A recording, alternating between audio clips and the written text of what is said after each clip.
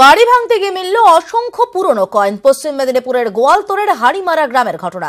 কয়েনগুলি সংগ্রহ করতে হুড়োহুড়ি লেগে যায় গ্রামবাসীদের মধ্যে। ঘটনাস্থলে পুলিশ এসে পরিস্থিতি সামাল দেয়।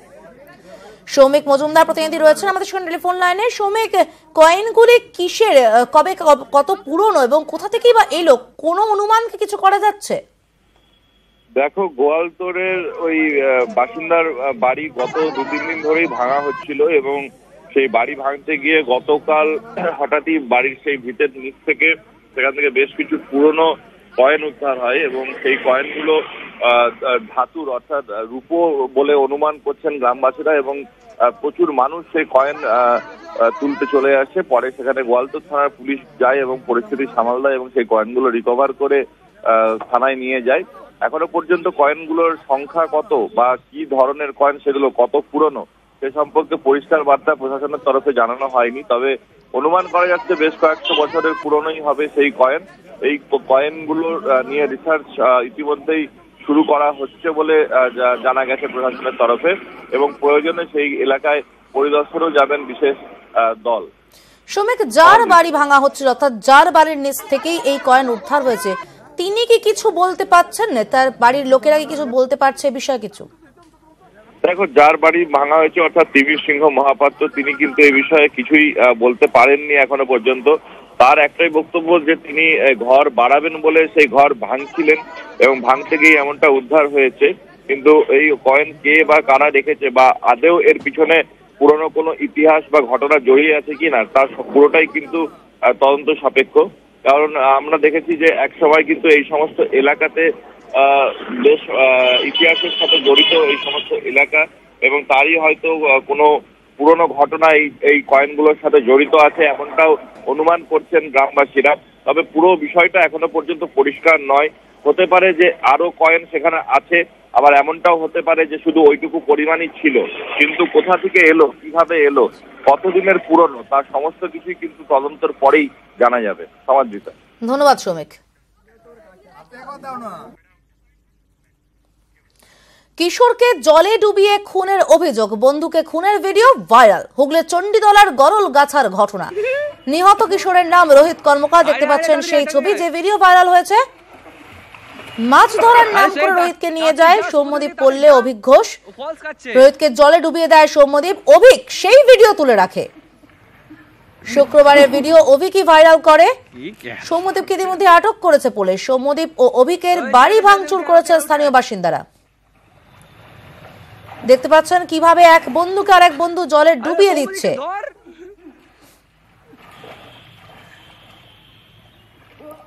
রানা কর্মকার প্রতিনিধি রয়েছেন আমাদের সঙ্গে টেলিফোন লাইনে। রানা, ঠিক কি জানতে পারা যাচ্ছে ঘটনা সম্পর্কে এবং বাড়ি ভাঙচুর করা হয়েছে, এখন কি পরিস্থিতি? হ্যাঁ দেখো, যেটা হচ্ছে গত শুক্রবার এই হুগলি চণ্ডীতলা গরলগাছা তোমার কর্মকার পাড়ার তোমার ঘটনা, যে হচ্ছে 71 শ্রেণীর ছাত্রী রোহিত তোমার যে কর্মকার, তাকে তোমার বাড়ি থেকে দুই বন্ধু তুলে নিয়ে যায় সৌম্যদীপ পল্লে ও হচ্ছে অভিক ঘোষ। এই দুজন মাছ ধরার নাম করে তাকে বাড়ি থেকে নিয়ে যায়। এরপর যেটা জানা যাচ্ছে যে এই সৌম্যদীপ পল্লে, যার বিরুদ্ধে পরিবারের যে মৃতের পরিবারের মানে অভিযোগ, যে এই সৌম্যদীপ পল্লে একে মানে পুকুরে মাছ ধরার নাম করে নিয়ে গিয়ে পুকুরে ঠেলে জলে ফেলে দেয় এবং তাকে জলে মানে ডুবিয়ে তাকে খুন করা হয়। সেই ছবি তোলে কিন্তু তোমার তারই এক বন্ধু হচ্ছে অভিক ঘোষ। এরপরেই কিন্তু শুক্রবার তার মৃতদেহ ময়নাতদন্ত করার পর যখন দেহ সৎকার হয়ে যায়, সেই ছবি ভাইরাল হতেই শনিবার সেই ছবি ভাইরাল হতেই কিন্তু এরপরে পরিবারের কাছে পুরো ঘটনাটা কিন্তু মানে সামনে চলে আসে। যে সৌম্যদীপ পল্লে, যার বিরুদ্ধে যে অভিযোগ, এই বন্ধুই এই রোহিত কর্মীকে খুন করেছে। এর ফলে আজকে মানে তার পাড়া প্রতিবেশীরা সৌম্যদীপ পল্লে অভিজ্ঞদের বাড়িতে তারা ভাঙচুর চালায়, পুলিশের কাছে অভিযোগ দায়ের করেছে। পুলিশকে তারা বলেছে মানে অভিযুক্তকে অবিলম্বে গ্রেপ্তার করতে হবে। এখনো পর্যন্ত সৌম্যদীপ পল্লকে আটক করে জিজ্ঞাসাবাদ শুরু করেছে। ধন্যবাদ রানা। আমাদের সঙ্গে রয়েছেন টেলিফোন লাইনে মনোবিদ স্বর্ণিকা ত্রিপাঠী কথা বলবো তার সঙ্গে। স্বর্ণিকা দি, জানতে চাইবো ঠিক কি ধরনের মানসিকতার বহিঃপ্রকাশ? দুই বন্ধু মিলে আরেক বন্ধুকে নিয়ে গেল, এক বন্ধু আরেক বন্ধুকে চুবিয়ে তাকে মারার চেষ্টা করে চলেছে কনস্ট্যান্ট, এবং সেই ছবি তুলে রাখছে আরেক বন্ধু, যেটা ভিডিও পরে ভাইরাল করে দেওয়া হলো। কি ধরনের মানসিক অবক্ষয় থেকে এই ঘটনা বলে মনে করেন? একটা জিনিস হচ্ছে, আমরা যে বাচ্চাদের সম্বন্ধে কথা বলছি ওরা সব কিন্তু অ্যাডোলেসেন্ট, মানে কোনো চিন্তাধারা, ডিসিশন মেকিং কোয়ালিটি অথবা কোনো ম্যাচুরিটি এরকম আমরা দেখতে পাই না। আজকাল ট্রেন্ড হচ্ছে একটা ভিডিও করে নিজেকে পপুলার করা, নিজের অ্যাটেনশন পাওয়া, পার্সোনাল অ্যাটেনশন হোক, গ্রুপের মধ্যে অ্যাটেনশন হোক, এটা একটা মানুষের মধ্যে থাকেই সবসময়। এখন এইরকম জিনিস করলে আমরা বেশি অ্যাটেনশন পেতে পারি। হিউম্যান সাইকোলজি বলে নেগেটিভ ইনস্টিংক্ট গুলো বেশি অ্যাট্রাক্টেড হয় আর পজিটিভ ইনস্টিংক্ট কম অ্যাট্রাক্টেড হয়। তখন অ্যাডোলেসেন্ট তো এখন একটা নিয়েছে, একটা চ্যালেঞ্জ নিয়ে, সবকিছু জিনিসের একটা চ্যালেঞ্জ নিয়ে নেব, ওটা করব।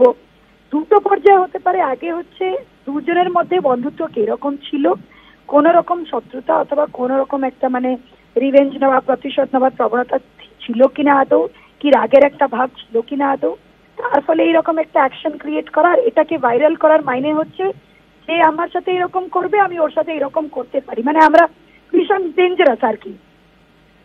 একটা নাম্বার ওয়ান। নাম্বার টু হচ্ছে ওদের মধ্যে, বাচ্চাদের মধ্যে কি কোনো চ্যালেঞ্জ নেওয়া, কি আমরা এরকম একটা করে খেলের মধ্যে, মানে ধরো একটা আমরা এরকম একটা ভিডিও করলাম, কিছুই হবে না, একটা নিয়ে দেখি, রিস্ক টেকিং বিহেভিয়ার একটা করে যদি ফেমাস হয়ে গেলাম, সবাই আমাকে তাকাবে, জানাবে, অবশ্যই একটা যে মানে it is a immature act. কোনো মেন্টাল ইলনেস অথবা কোনো মেন্টাল ইনএবিলিটি, অ্যাবনর্মালিটি, ওটা এখন আমি মানে এটা বলা যাবে না। কেন কি এই স্টেজে অনেকগুলো এইরকম অ্যাক্টগুলো বাচ্চারা করে ফেলে, যেটা শুধু অ্যাটেনশন গেইন করার জন্য। কিন্তু হ্যাঁ, যেটা আগে বললাম, দুজনের রিলেশনশিপটাকে দেখতে হবে, আদৌ কি ওরা ভালো বন্ধু ছিল, কি এটা উইথ ইন্টেনশন করা হয়েছে, ওটা দেখা ভীষণ দরকার। অনেক ধন্যবাদ আমাদের সঙ্গে কথা বলার জন্য। আমরা কথা বললাম মনোবিদ স্বর্ণিকা ত্রিপাঠীর সঙ্গে। আমরা শুনবো মৃত রোহিত কর্মকার তার মা কি বলছেন। মেরেছে নিয়ে গিয়ে, কি রাগ ছিল ওর উপরে কি জানি, কি খাইয়ে দিয়ে ছেলে আমার পাঠানের মতো শরীর। 17 বছরের ছেলে দেখলে কেউ বলবে না 17 বছরের ছেলে, এত লম্বা চওড়া ছেলে, কেন মারতে যাবে? এ তো আমি বলিনি, পাড়া থেকে এখন শুনতে পাচ্ছি 3-4 দিন আগে রাস্তায় দাঁড়িয়ে থ্রেট করছিল। পশ্চিম মেদিনীপুরের চন্দ্রকোনা টাউন এলাকায় হাতির পালের তাণ্ডব। শনিবার রাতে পাশের জঙ্গল থেকে প্রায় 40 থেকে 50টি হাতির একটি দল ঢুকে পড়ে। হাতির তাণ্ডবে নষ্ট হয়েছে কয়েকশো বিঘা জমির ফসল। হাতির তাণ্ডবে আতঙ্কিত এলাকাবাসী। শনিবার রাত পশ্চিম মেদিনীপুরের চন্দ্রকোনা টাউন এলাকার জঙ্গল লাগোয়া এলাকায় ঢুকে পড়ে 40 থেকে 50টি হাতির দল। ক্ষেতের ওপর দিয়ে দাপিয়ে বেড়ায় দলটি। নতুনহাট ধরমপুর কোলাবেড়া এলাকার কয়েকশো বিঘা জমির আলু চাষে ক্ষতি হয়েছে। জমি থেকে আলু তোলার আগেই তা নষ্ট হওয়ায় ক্ষুব্ধ কৃষকেরা। আমাদের জ্ঞানে এই প্রথম, মানে এইখানটাতে পুরো এলাকায় এইখানে এই প্রথম। সব থেকে বেশি তারাই বেশি ক্ষতি করেছে যারা সাধারণ মানুষ আসছিল, কারণ 40-50টা হাতি, 2000-2500 লোক লাইট নিয়ে আলু উপর দিয়ে ছুটে গেছে। মানে হাতি যদি একটা জমি মারে, পাবলিক মানে সাধারণ মানুষ 3টে জমির উপরে দাঁড়িয়ে আছে। পাশেই পুরসভা এলাকা, রাস্তার আলোর জন্য সেখানে ঢুকতে পারেনি হাতির দলটি, না হলে ক্ষয়ক্ষতি আরো বেশি হতো বলে দাবি স্থানীয় বাসিন্দাদের। পৌরসভা এলাকা তো এখানে প্রচুর আলো আছে, ওই জন্য রাস্তা দিয়ে তারা যেতে পারছে না। তারা খুঁজছে যে কোথায় বন দিয়ে যাওয়া যায়, দিয়ে কি করছে, তার উপর দিয়ে অনেক মাঠ পেয়েছে, প্রচুর ক্ষতি করে দিয়েছে। মিনিমাম এখানে বোধহয় 15 বিঘা জমি ক্ষতি করে দিয়েছে। দিন কয়েক ধরে দুটি দলছুট হাতি চন্দ্রকোনা ও গড়বেতার বিভিন্ন এলাকায় তাণ্ডব চালাচ্ছিল। তার উপর শনিবার রাতের ঘটনায় বন দফতরের ওপর ক্ষুব্ধ স্থানীয় বাসিন্দারা। সুকান্ত চক্রবর্তীর রিপোর্ট, নিউজ 18 বাংলা, পশ্চিম মেদিনীপুর। দুর্গাপুর বরাকর রুটে বাস বন্ধ। 16টি বাস বন্ধে দুর্ভোগে যাত্রীরা। আরো 16টি বাসের রুট বদল। বাসের কন্ডাক্টরদের কাজে গাফিলতি। এক কন্ডাক্টরকে বহিষ্কার। বাস মালিক সংগঠনের 2 জনকে সতর্ক করা হয়। তার প্রতিবাদে বাস পরিষেবা ব্যাহত। তবে দূরপাল্লার রুট বা সরকারি বাস চলছে।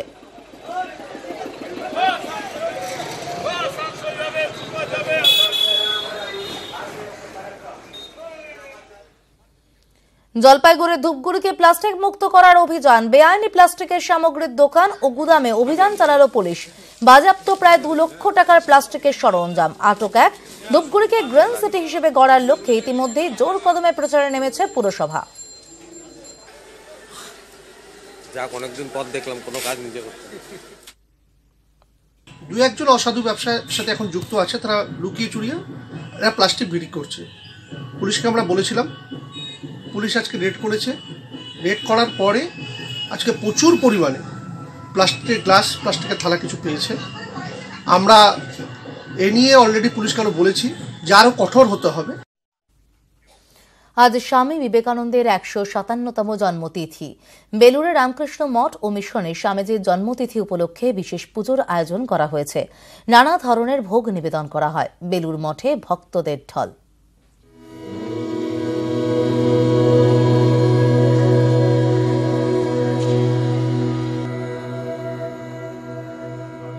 বারোই জানুয়ারি জন্মদিন হলেও বেলুড় মঠ ও রামকৃষ্ণ মঠ ও মিশনের নিয়ম অনুযায়ী হিন্দু ক্যালেন্ডার মতে জন্মতিথি পালন করা হয় বেলুড় মঠে। হিন্দু ক্যালেন্ডার মতে কৃষ্ণপক্ষে সপ্তমী তিথি অর্থাৎ পৌষ পূর্ণিমার 7 দিন পরেই তিথিতে জন্মেছিলেন Swami Vivekananda.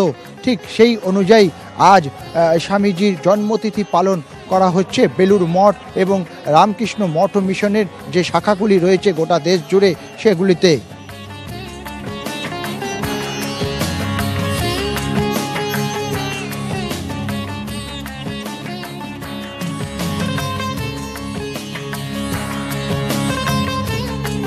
Better late than never. আমরা স্বামীজির কথা শুনিনি, কিন্তু আসুন আমরা স্বামীজিকে অবলোকন করি, স্বামীজিকে স্মরণ করবার চেষ্টা করি। স্বামীজির কথা আমাদের জীবনে, সেই সমুদায় জীবনই হোক, ব্যষ্টি জীবনই হোক বা সমষ্টি জীবনই হোক, প্রতিফলিত করবার চেষ্টা করি।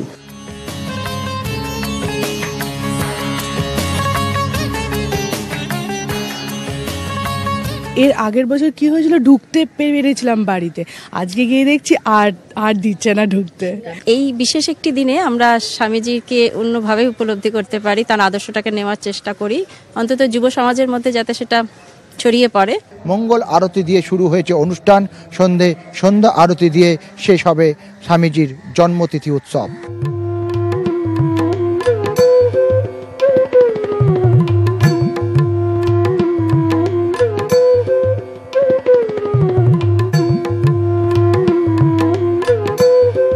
বেলুড় মঠের উৎসব মানেই দুপুরবেলার খিচুড়ি, আর সেই খিচুড়ির সঙ্গে থাকবে বোঁদে। লাড্ডু হয়েছে 12,000, আর আপনার বোঁদে তিথি পুজোর জন্য হচ্ছে 700 কেজি বেসন, তার মানে কত, 40 কেজি মন।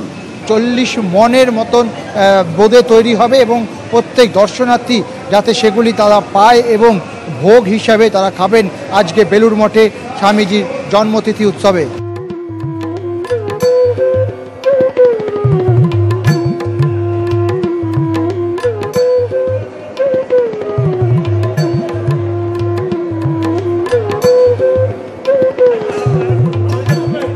ক্যামেরায় সমীরণ বিশ্বাসের সঙ্গে দেবাশিস চক্রবর্তী, নিউজ 18 বাংলা, হাওড়া।